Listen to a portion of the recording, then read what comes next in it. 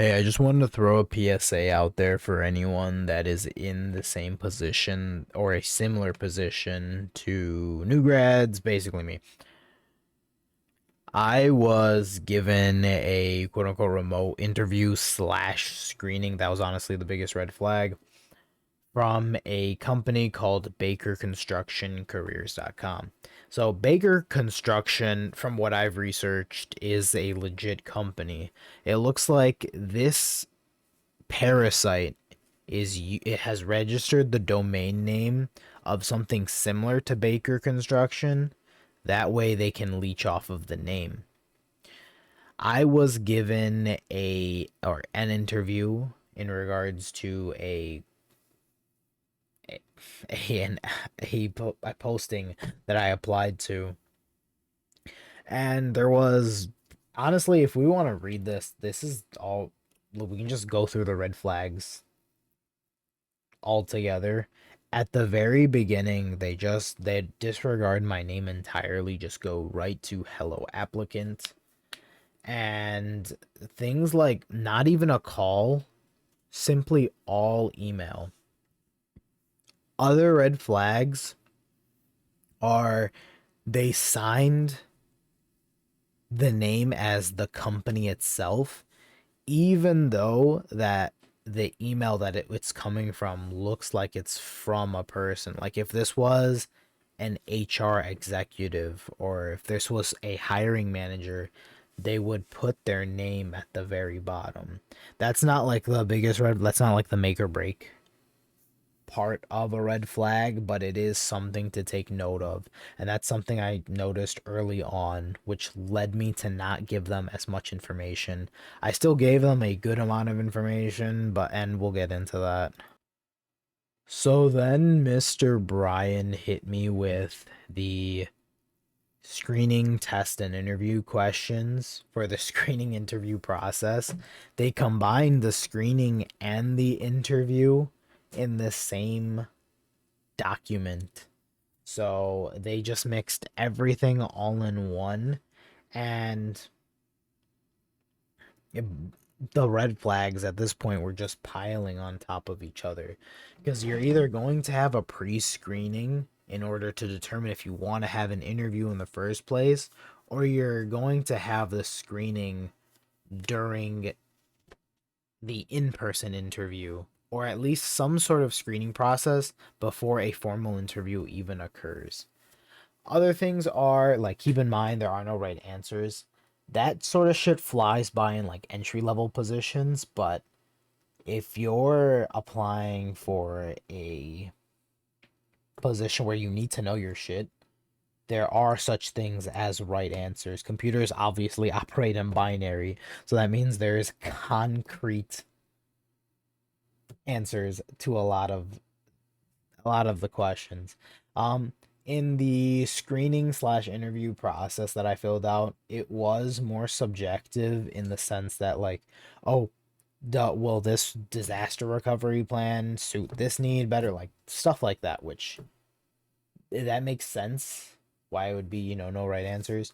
Also, they sign their name at the top. This is coming from somebody named Brian Jones. Pretty sure it's fake. And at the very end, it says kind regards, and then there's nothing there. Usually people have their like whole signature going on. So I do want to say one thing about what gave them a green flag in my eyes. So they hit me with a follow-up email pretty much a day after the first one, just saying like, hey, this is the last time we're going to be accepting applications. So like once I got that email, I was on board with giving the whole screening process. And I mean, keep in mind, I finished it at this point prior to when they sent it. But when I sent it out, like after seeing that email, I was like, oh yeah, yeah, it looks like they're legit. Um, let's see. Yeah, also some things that they did that, made me feel more on board was, if you have any questions or concerns, please do not hesitate to reach out. Yeah, stuff like that. Like that stuff, that I'm a sucker for that stuff. What can I say? Also, they capitalized screening for whatever reason. So this was the final nail in the coffin. So after quite literally one singular day of delegation, they gave me the entire position. We're ignoring the biggest red flag of all, and that this is a construction company, and I'm on board for a systems engineer position. You got to keep in mind, a lot of construction companies don't give a flying rat's butt about software. The only time they would probably care is if they're probably just going to hire a freelance developer, a freelance team that'll design an application for their metrics or something like that. I don't know. They probably have parent companies that handle software. And for them to employ a an engineer for anything but at least physical components is absolutely wild unless they were expanding laterally in way different sectors of the I don't know what in the job market, the economy, I don't. That was the biggest red flag. And if you ever want to combat something like this, look at the job posting that you're applying for and then look at it on their company website. If it doesn't exist, chances are you're applying to a ghost job. Because if the company doesn't bother putting it on their actual website, then it's too good to be true. Put it on a Hallmark card and move on with your life. So, also one of the biggest things was everything just sounded way too good to be true, and I knew it wasn't going to be the case for that. Um, Other first things was the offer letter itself. It was all contingent on me giving my information out there. And then, sorry, I'm really tired. It was all contingent on me giving my information, and there was no calls or anything. So when I look back at this email, all that it gives me is just the chiropractor that's like 2 miles away, and it sucks. I'll let you read through this for a bit. Let's see.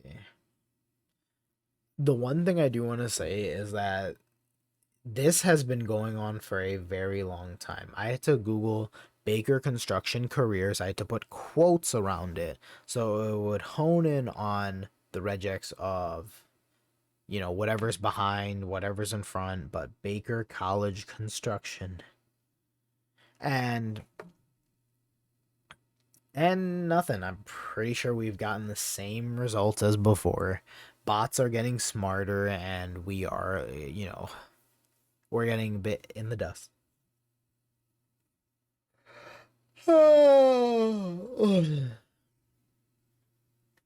So, I mean, how does this affect me? Thankfully, it doesn't. Um, I'm fingers crossed everything goes well. But I was in a very, very desperate situation not even too long ago, uh, in regards to, just like having imposter syndrome and not really knowing who I am and how to literally progress as a developer. And if I got an email, I would have given them as much information as possible because like the chance of being someone great outweighs the risk of losing your information that every company has. But that's the worst way to look at it because no matter what, there's always data that needs to be collected. And bottom line is you just don't want companies that act like this to get your data, because that's what you should be scared of, because they know how to use that data very, very maliciously. Other companies will kind of just collect data as like spyware, so like it just kind of just sits there, and then collects your data passively, which